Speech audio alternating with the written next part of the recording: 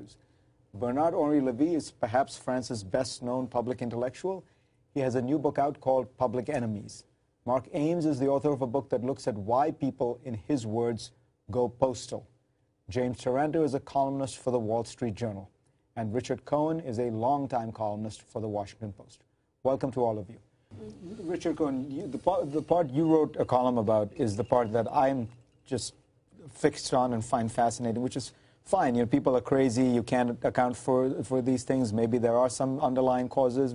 Maybe some rhetoric feeds into it. But the one thing you can say is it seems awfully easy for people like this in America to buy semi-automatic guns that fire hundreds of rounds. Right. It's kind of amazing. I always go back to Ralph Nader, who taught us all a good lesson.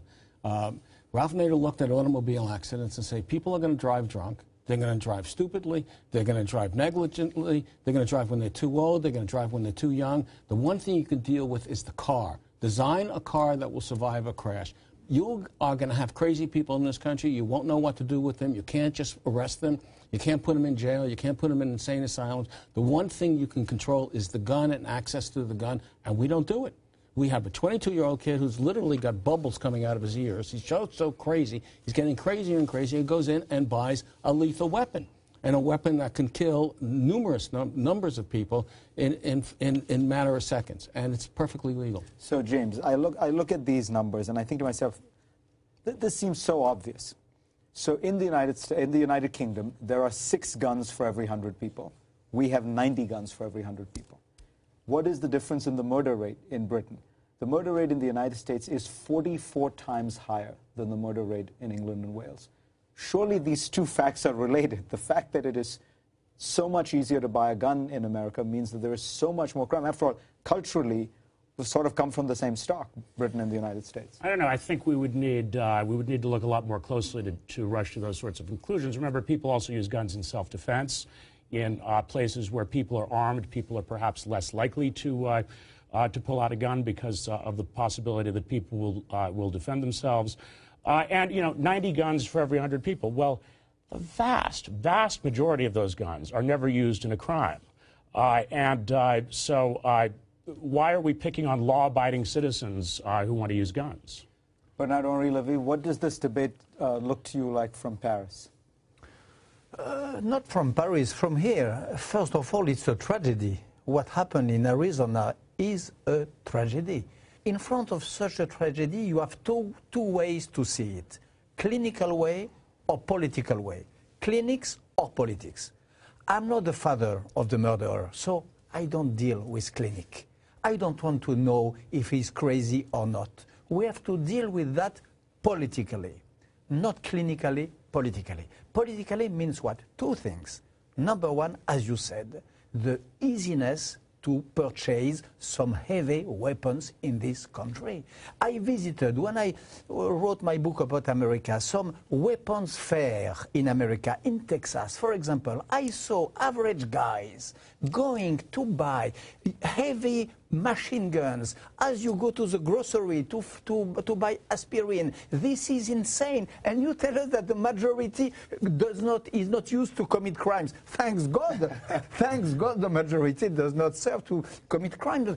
One is enough to create the bloodbath of last week, number one. And number two, I'm sorry to say that, but you have today, and in this very wise country which is America. America was the fatherland of pragmatism, of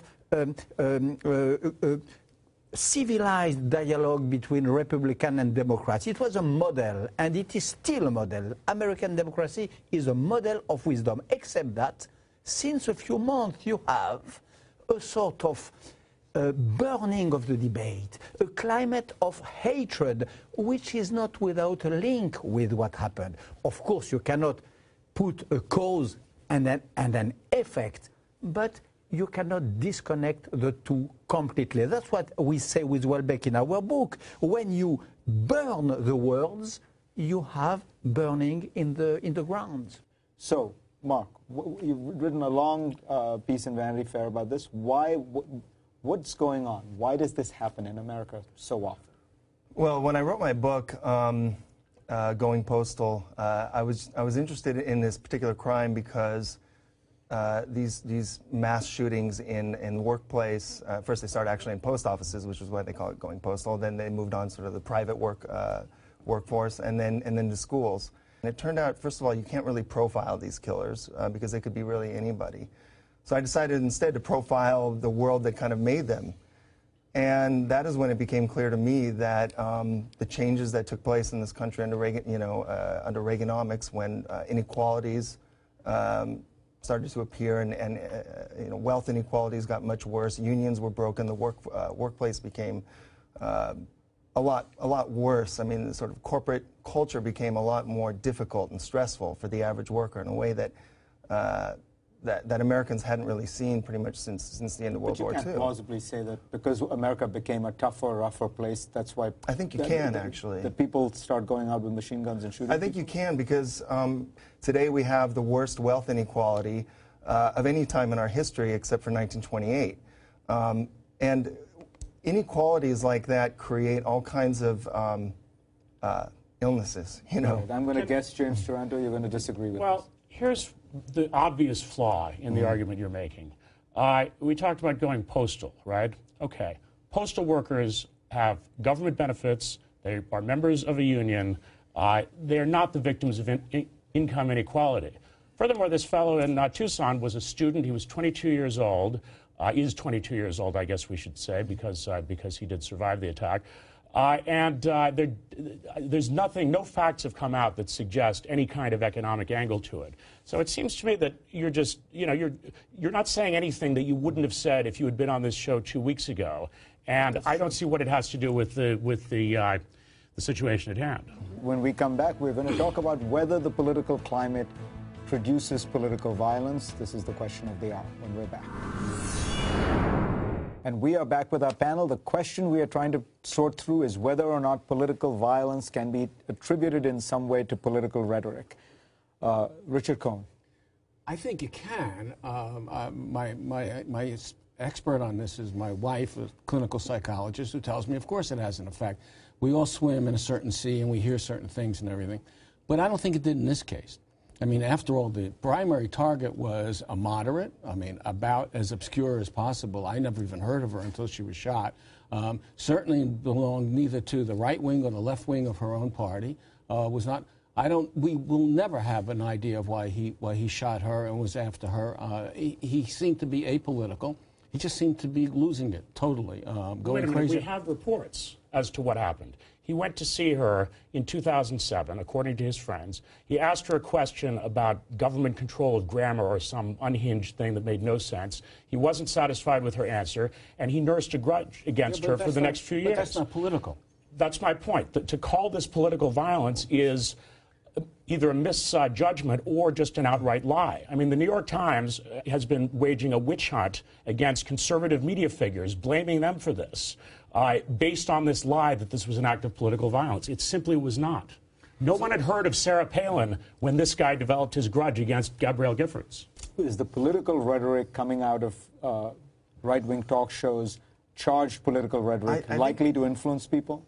Well, I think obviously, yes. And I think obviously having more guns makes it more likely that there are going to be more killings. Every statistic shows that. That doesn't mean that we can ban guns or should because of our Constitution, but to deny that there's a link, I think is just, it's out there. But there's a link only in the obvious sense that if there were no guns, there would be no gun violence. You have also precise reports. We know that among his best list of books, you have Mein Kampf.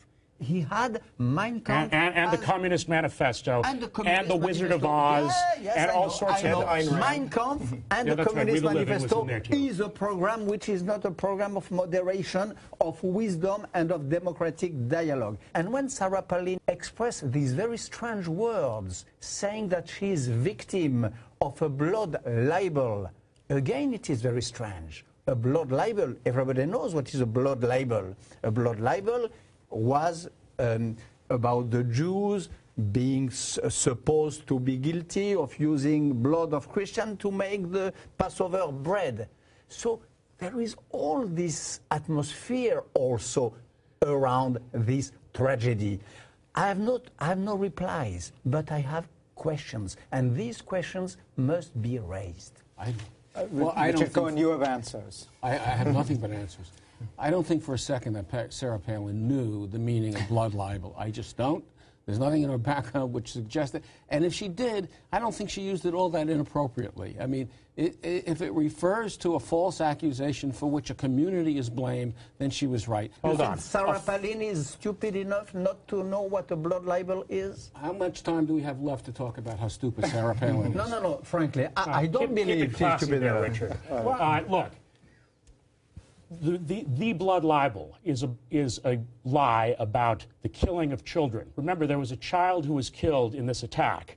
And the New York Times leading the way, but others, particularly in the media, and a few politicians, but mostly this has been the media, went out and blamed conservatives, particularly conservative media figures, which is what Sarah Palin is, for the death, among others, of this child. So blood libel, yes, she's not using it in the literal sense. It is often used in metaphorical senses. I could give you a list of examples from the New York Times, the Washington Post, various liberal commentators who've thrown around the term blood libel. I'm waiting for the Like list. what? Give me the list of the example What of the example? metaphorical use of blood libel. If it is Representative true, Peter it is obscene. Deutsch, It is Representative obscene. Peter Deutsch in 2000, a Democrat of Florida, To use said, blood libel in this way, maybe you're right. It is but obscene. nobody has said it was obscene until now. I say today, it is obscene. In whoever mouth it is. And we are going to try to keep this at a civil level, which means, of course, we're going to leave and everyone can quarrel off camera.